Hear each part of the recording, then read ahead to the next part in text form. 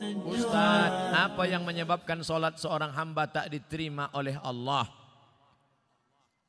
Irji ila salatika fa innaka lam tusalli. Ulangi salatmu karena salatmu batal.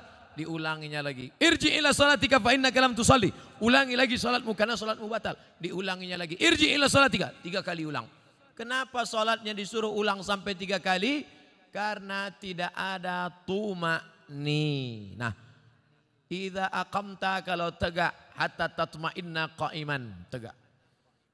Kalau ruku hatta tatma'inna raki'an. Subhana rabbiyal azim, subhana rabbiyal azim, subhana rabbiyal azim, subhana rabbiyal azim wa bihamdih. Kalau sujud sampai tuma'ninah. Kalau salat di Masjid Baitur Rahmah pasti tuma'ninah karena imamnya yang biasa orang tak tuma'ninah salat sendiri macam bambu di hembus angin. Allah Allah Allah Allah Allah Allah Allah Allah Allah Allah. Selesai. Maka sholat berjamaah. Alhamdulillah adik-adik mahasiswa-mahasiswi Baitur Rahmah pasti sholatnya ada tumakninah karena sholat berjamaah bersama imam. 2 yang menyebabkan sholat batal. La sholat, sah sholat liman lam yaqra' bi fatihatil kitab. Fatihahnya tak betul. Fatihah rukun sholat, luruskan. Bismillahirrahmanirrahim. Alhamdulillahi rabbil alamin. Ar-Rahmanir-Rahim. Maliki yaumiddin. Iyyaka na'budu wa iyyaka nasta'in. Ihdinas siratal mustaqim.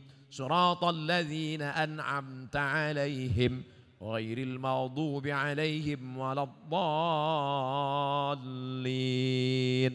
Amin. Betulkan Fatihah. Ngaji Iqra. Ngaji Iqra.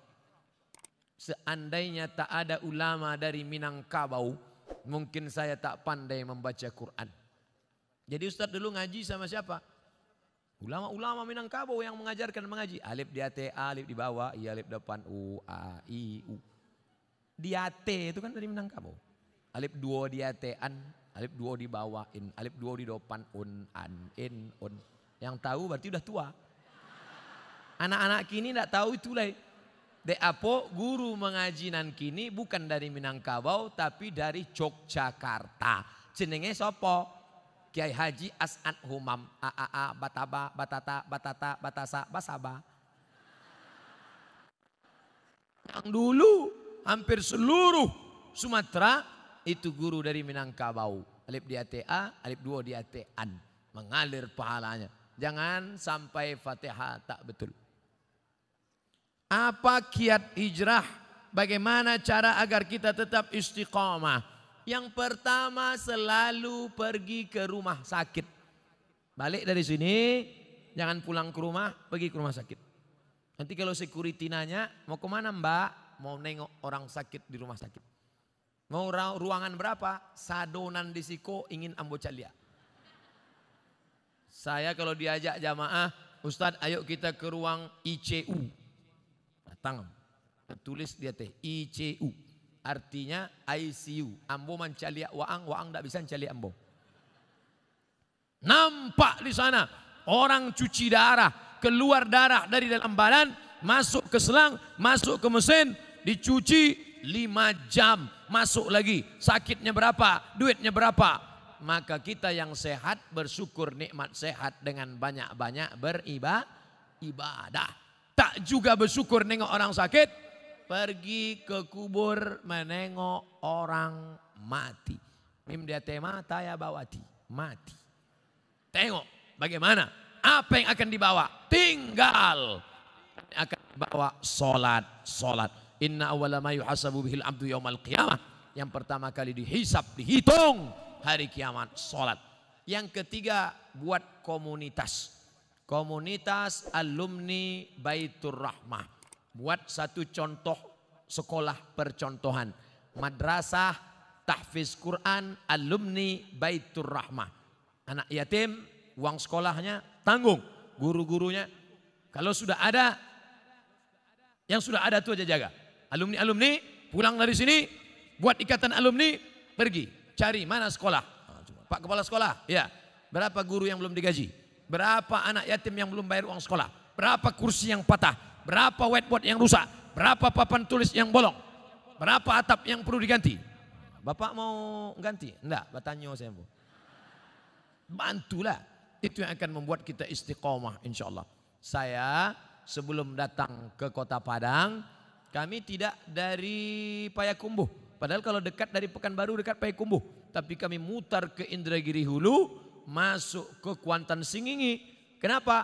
Karena menyalurkan dana untuk mendirikan madrasah ibtidaiyah di suku terasing di dalam hutan.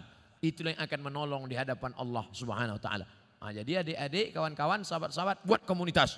Saya banyak ceramah ke tempat-tempat bertemu dengan komunitas. Ustaz Somad, kami dari komunitas. Apa namanya? Komunitas Jombloan Sejati. Ustaz, kami dari komunitas. Apa namanya? Komunitas Pensiunan Perusahaan Minyak. Ini apa? Komunitas mantan tatu-tatu. Isinya orang nan batatu saudara. Waduh, tatunya ular kobra. Setelah tua, ketek. Jadi cacing pita. Mantap. Ustadz, kami komunitas. Nama komunitasnya? Komunitas Pejuang Subuh. Tertulis di bawah. Pejuang Subuh. Zuhur ndak tiba. Komunitas Pejuang Subuh. Zuhur kemana? Nggak tahu zuhur. Masjid lain Pak Ustaz. Bagaimana caranya supaya kita tidak tergolong ke istidraj? Kok istidraj itu ngeri. Istidraj iko bahasa singkatnya tasase di jalan nan luri. Banyak orang sesat di jalan berbelok. Tapi ini enggak, sesat di jalan yang lurus. Nampaknya dia lurus, tapi sebenarnya sedang sesat. Na'udzubillah. Banyak hartanya, mewah hidupnya, tapi ternyata sedang dimainkan Allah Ta'ala dengan istidraj. Kita banyak salah sangka. Ustadz, saya dulu sebelum pengajian hidup saya enak Pak Ustadz. Tapi setelah dengar pengajian Ustadz, begitu pulang helm basah. Begitu pulang motor hilang. Begitu pulang anak sakit. Sesungguhnya Allah sudah sayang kepada engkau, dihapusnya dosa-dosamu. Amin. Yang paling mengerikan adalah sholat tak pernah, puasa tak pernah, sedekah tak pernah. Tapi hidupnya lancar-lancar saja. Itu namanya istidraj. Tetangga saya Pak Ustadz tak pakai jilbab, sholat tak pernah, puasa tak pernah, hidupnya lancar, rumahnya besar, mobilnya besar, bininya besar. Itu namanya istidraj. Sanastadrijuhum min haitsu la ya'lamun. Kami mainkan mereka dengan istidraj.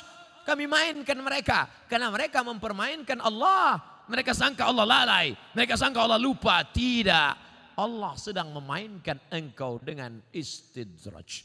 Jadi caranya biar sadar, introspeksi diri. Mengapa aku begini? Kalau terasa salah, istighfar, mohon ampun kepada Allah Subhanahu wa taala.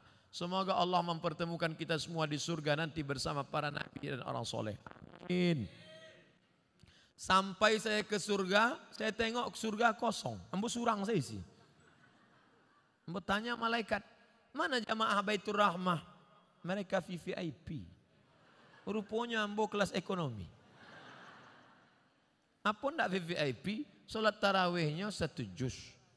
Sholat berjamaahnya ndak tinggal. Di dalam masjidnya khusyuk. Saking kan khusyuknya sampai terlaluk. Masjid lain orang kepanasan. Jadi tenang, sejuk. Khotib berapi-api, dia berair-air. Mimbarnya tinggi, Masjid Baitur Rahmah Padang, naik ke atas. Hanya saja saya sarankan kalau sholat di Masjid Baitur Rahmah, tolong tatapan matanya supaya ke tempat sujud. Jangan mentengok ke atas, karena di sini kaligrafi banyak. Rancak mana kaligrafi. Khusyuk, jaga. Apa hukum seorang istri yang taat beribadah, rajin puasa, tapi bicara pada suaminya suaranya keras? Memang setelannya begitu. Memang kareh suaranya. Coba periksakan, mungkin jonya pakak.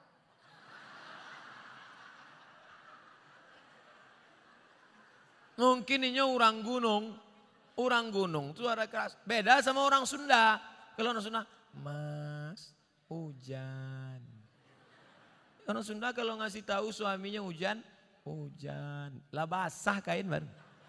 Tapi sampai lain enggak, hujan. Nah, jadi jangan serta-merta kalau kareh melawan. Ternyata dia tidak peka, ternyata dia bukan orang gunung, tapi dia melawan. Maka mengatasi istri melawan ada 5 langkah. Yang pertama, fa'izuhun, kasih nasihat. Adinda, come here, sikos sebentar.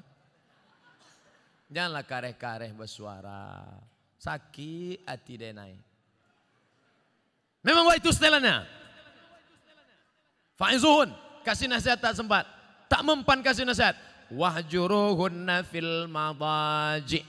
Kalau tidak berubah, apa boleh buat? Wahjuruhunna fil madaji, pisah tempat tidur.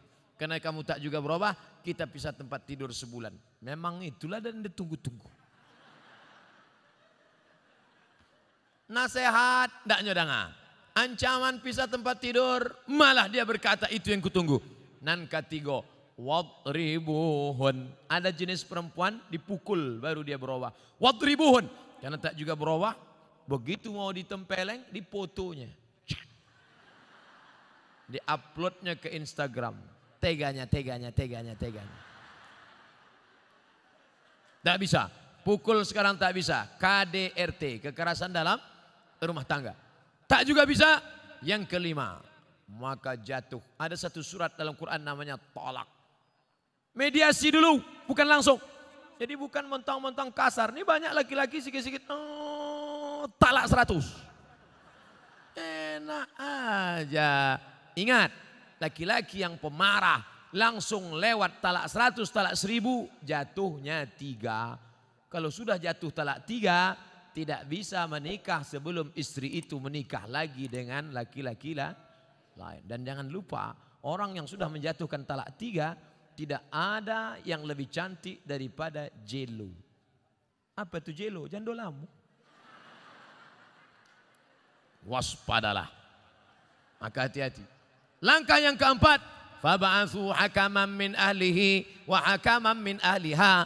Panggil keluarga laki-laki, panggil keluarga perempuan, nenek mama, panggil semua, panggil pula wali, duduk. Ini harus mediasi. Apa judul tema mediasinya? Mau dibawa kemana hubungan ini? Tak juga mempan, barulah yang kelima, itu langkah sudah mentok tak ada lagi. Puncak barulah tolak. Karena kau tak juga berubah, kau melawan, kau emosi, akhirnya jatuh talak 1 pun masih bisa rujuk 3 bulan. Gimana? Sudah jatuh? Alah, macam itu 10 aku dapat. Bulan 1, gimana? Bulan kedua, 5 aku dapat. Mulai turun harga. Bulan terakhir, aku mau rujuk, masih bisa rujuk. Kalau sampai 3 bulan tidak rujuk, habis, putus. Setelah bulan keempat baru mau rujuk, bisa lagi rujuk, tapi pakai akad baru. Mempelai laki-laki, mempelai perempuan, ada mahar, ada ijab, ada qabul, ada wali, ada saksi 2 orang. Aku nikahkan engkau dengan anakku dengan mahar sebentuk cincin emas tunai sah. Itulah namanya pengantin baru stok lama.